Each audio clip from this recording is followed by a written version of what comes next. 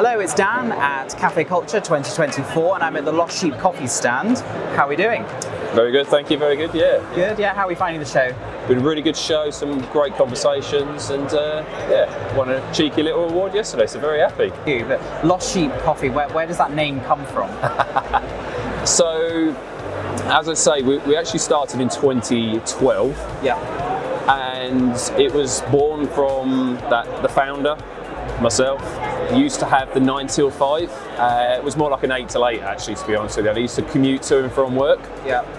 And I felt like a sheep, constantly going to and from work. Right. I'd had enough, decided to go get lost and become a lost sheep. So went backpacking around the world.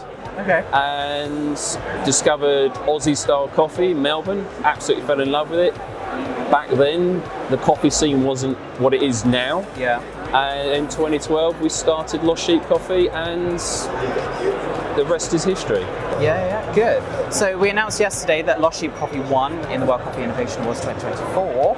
How did that feel for the team? Absolutely fantastic, yeah. It was nice to see that 12 months worth of work had actually been recognised with an award, so it was really lovely to see. Yeah. The sort of coffee RTD market has really grown in the last year, so it's incredibly competitive. Yeah, and it's such a massive part of where the future lies, I think, for the actual coffee side of things. So RTD will continue to grow hugely, specifically in, I think, like dairy and alternative milks. So whereabouts is the product being manufactured and distributed to at the moment? So the product only launched about 10 weeks ago. Yeah. So we've only just signed up with a couple of distributors, so they're covering off. We've got some great conversations going with some supermarkets, let's say, just see where that all ends up. Yeah. And we don't manufacture in the UK. It is not something we can do at this moment in time. Yeah. But we would love to bring it to the UK. But all the coffee is roasted by us in the UK, and it is our actual coffee that's used in each can. Well, that's great. Yeah, that's what gives us that full traceability from farm to can, which no one can do at the moment. So I personally know the family that grows the coffee that's in each can. Well, that's very impressive.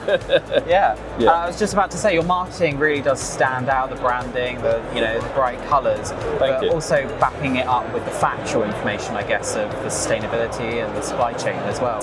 Yeah, exactly. Look, we like to try and do what we can do. Yeah. At the end of the day, we are only a small company, and for us, it's nice to have something that we think looks good, but also people think tastes great. So What does the future look like for Lost Sheep? I think the main thing for Lost Sheep when we started back in 2012 was to really bring speciality coffee and to make it accessible, and that's all we ever do with speciality. And for us, making it accessible looks like doing things that aren't just putting beans in a bag or stuff like that. It's making and taking coffee, that's speciality coffee, and putting it into situations and products that would normally be associated with commercial grade coffee. Yeah. So when we did the compostable airtight capsules back in 2018, was one of the first to do that.